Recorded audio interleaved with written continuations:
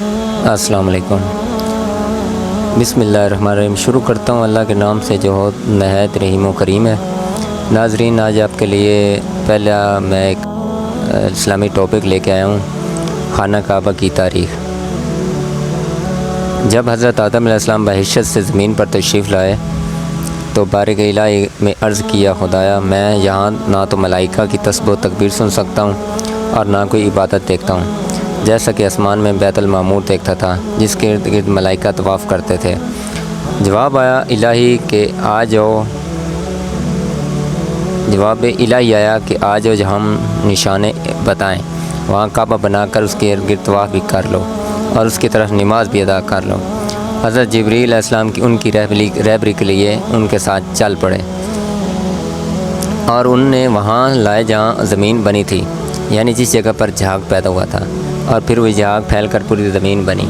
حضرت جبریل علیہ السلام نے اپنا پر مار کر 7ویں زمین تک بنیاد ڈال دی، جس کو ملائکہ نے 5 پہاڑوں کے پتھروں سے بھرا، کوہ لبنان، کوہ طور، کوہ جودی اور ہیرا طور زیتا تک بنیاد بھر کر نشان کے لیے چاروں طرف دیواریں اٹھا دیں۔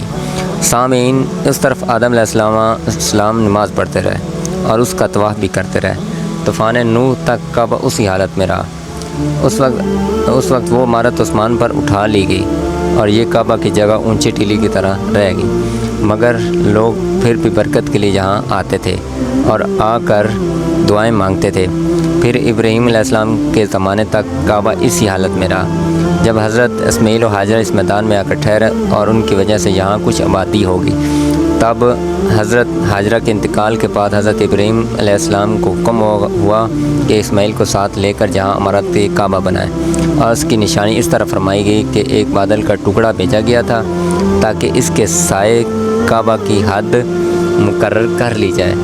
سامعین، حضرت جبریل نے اس سائے کی مقدار کو خط کھینچا اور ابراہیم علیہ السلام نے اس خط پر زمین جہاں تک کھودی کی بنیاد آدم نمودار ہوگی اور اس بنیاد پر عمارت بنائی۔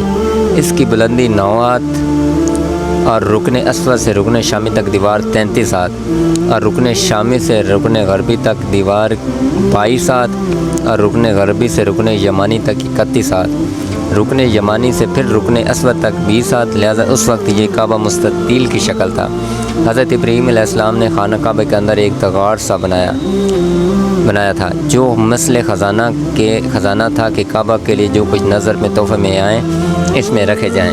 اس کے دروازے 2 تھے، ایک داخل ہونے کا اور دوسرا نکلنے کا، اور کعبہ بنانے والا خلیل تھا اور ان کا کاریگر مزدور، جس کو ہم کہتے ہیں پتھر اٹھا کر دینے والے، اسماعیل علیہ السلام، اور اس عمارت میں 3 پہاڑوں کے پتھر لگائے گئے۔